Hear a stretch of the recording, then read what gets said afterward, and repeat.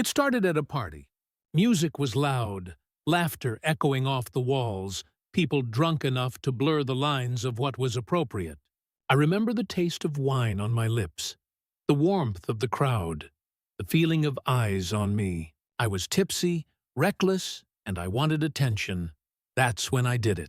I laughed at some joke from Mike, one of my husband's colleagues, and before I even thought it through, I plopped myself down onto his lap like it was the most natural thing in the world. Mike looked stunned, then flattered, putting his arm awkwardly at his side, not daring to touch me. The room went quiet for a moment, people exchanging glances. Then I heard it.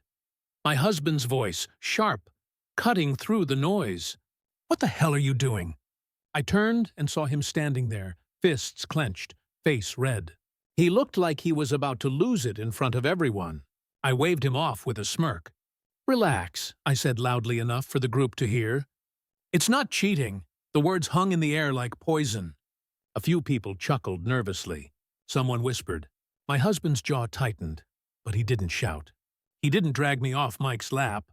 He just stared at me, his eyes cold. And then he walked away.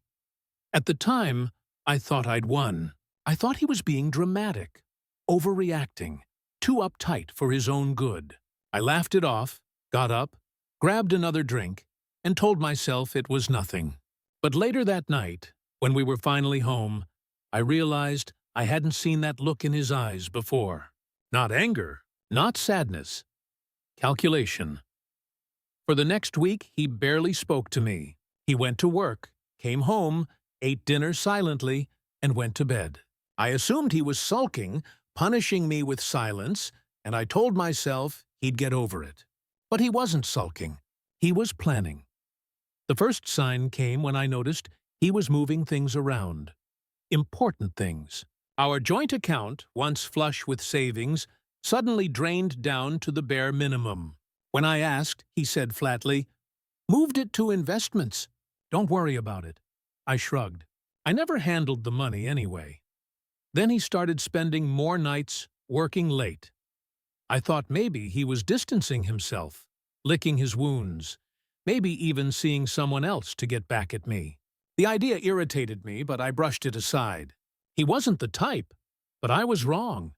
2 weeks later, we had a family dinner at his parents' house. Everyone was there, his mom, dad, siblings, even his cousins. We sat around the long table, passing dishes, making small talk. I was half distracted, scrolling through my phone, when suddenly he tapped his glass with a fork. "Can I have everyone's attention?" he said. His voice was calm, steady. My stomach tightened. He looked around the table, then at me. "I want to make an announcement. My wife told me recently that sitting on another man's lap at a party isn't cheating."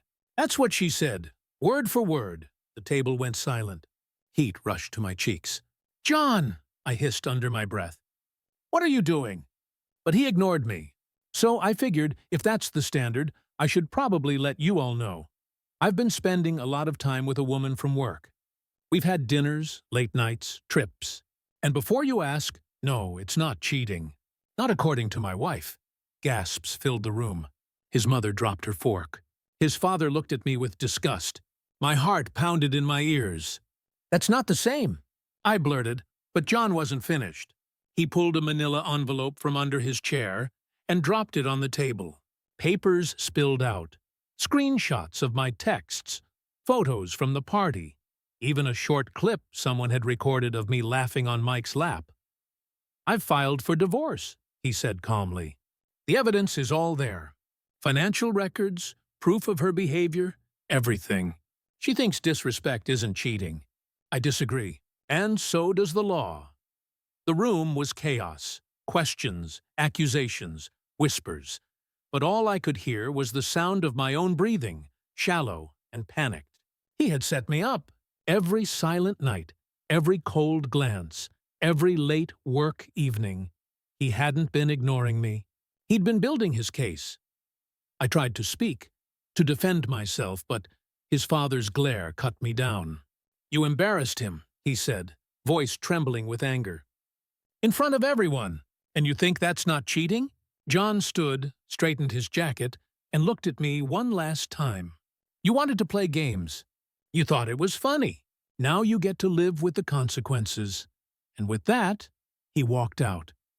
That was the night everything crumbled.